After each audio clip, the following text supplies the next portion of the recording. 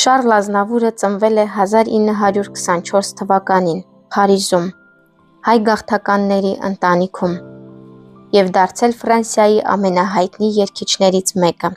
ճանաչվել դարի ամենանշանավոր կատարող և ամենայն հավանականությամբ իր ժամանակի ամենահայտնի հայերից մեկը։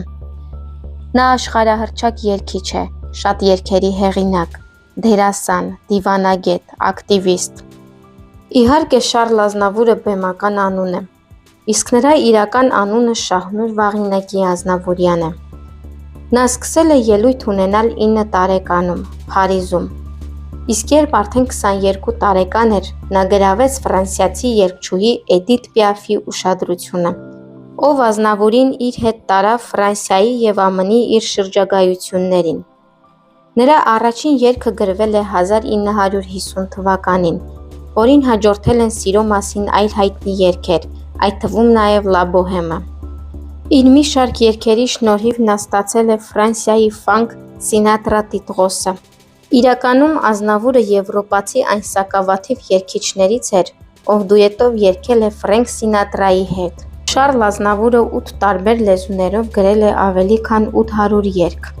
և նկարահանվել ավելի քան 80 ֆիլմերում։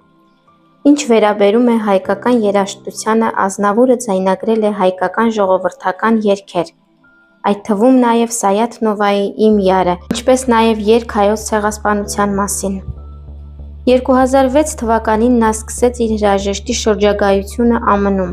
այնուհետև շարունակեց Կանադայում, ինչպես նաև Հայաստանում։ 2007 թվականին համերգներով հանդես եկավ նաև Ճապոնիայում և շրջագայեց ամբողջ Ասիայում։ Համերգներ ունեցավ նաև Ֆրանսիայում, Բելգիայում և Նիդերլանդներում։ 2009 թվականին Շարլը ելույթ ունեցավ Լատինական Ամերիկայում, 2011 թվականին Ռուսաստանում,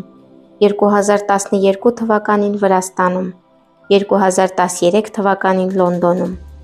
2014-ից 2016 թվականներին նա շարունակեց իր միջազգային շրջագայությունը Բրյուսելում, Բեռլինում, Ֆրանկֆուրտում, Բարսելոնայում, Մադրիդում, Վարշավայում, Պրահայում, Մոսկվայում, Բուխարեստում, Անտվերպենում, Լոնդոնում, Դուբայում, Մոնրեալում, Նյու Յորքում, Բոստոնում, Մայամիում, Լոս Անջելեսում,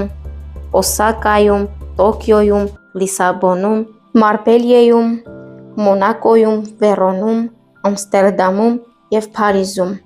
2018 թվականին 94 տարեկանում նա իր հյուրախաղերը շարունակեց Սան Պաուլոյում, Ռիո դե Ժանեյրոյում, Սանտիագոյում, Բուենոս Այրեսում, Մոսկվայում, Վիեննայում, Պերտայում, Սիդնեյում, Մելբուրնում և Հայիթում։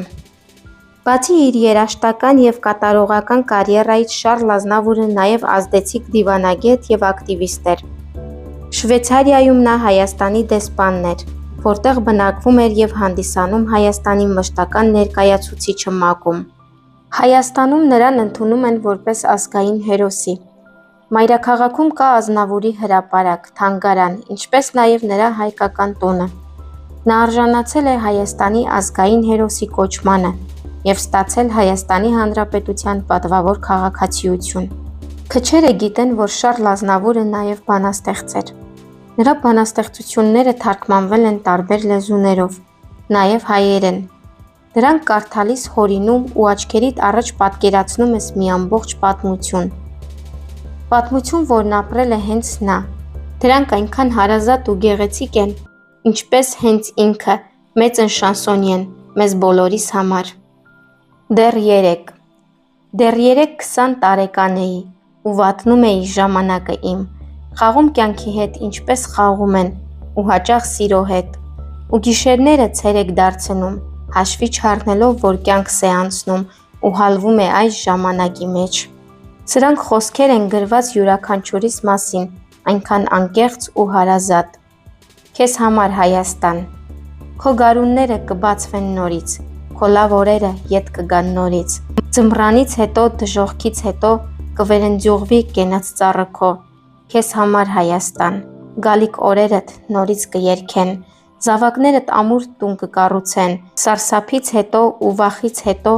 Աստված կբուժի լլկված հողը քո, քեզ համար Հայաստան։ Կարդում ես այս տողերն ու հասկանում, թե որքան էր նա սիրում Հայաստանը։ Այո, դրա վառ ապացույցը նրա գործերն են, որոնք կմնան մեր պատմության մեջ ընդմիշտ։ Իր առաջին կնոջ Միշելին Ռուգելի հետ նա ամուսնացել է 1946 թվականին։ Ամուսնական կապն ավարտվել է ամուսնալուծությամբ։ 1956 թվականին Շառլ Ազնավուրն ամուսնացել է իր երկրորդ կնոջ Էվելին Պլեսիսի հետ։ Արդյունքում կրկին ամուսնալուծություն։ Ի վերջո 1967 թվականին նա ամուսնացել է Ուլլա Տորսելի հետ։ Իր 3 ամուսնություններից Շառլն ունի 6 երեխա։ Նրա դուստրը Սեդան գնացել է հոր երաժշտական ուղղությամբ և նրանք նույնիսկ դուետ են ձայնագրել միասին։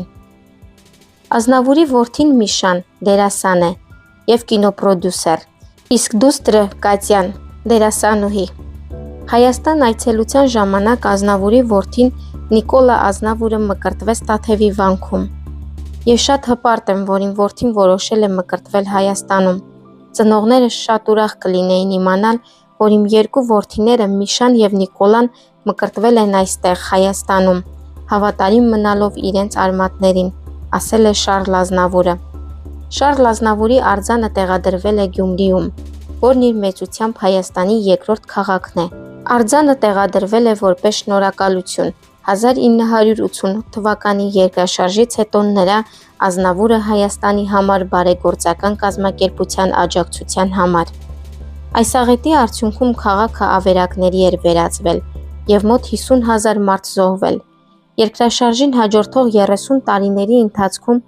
իր Ազնավուրը Հայաստանի համար բարեգործական կազմակերպության միջոցներով Ազնավուրն աջակցել է հայկական տարբեր մարդասիրական նախագծերի։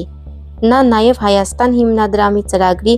վարչական անդամ է, որը երկրում ցուցաբերում է նաև մարդասիրական և ենթակառուցվածքային աջակցություն։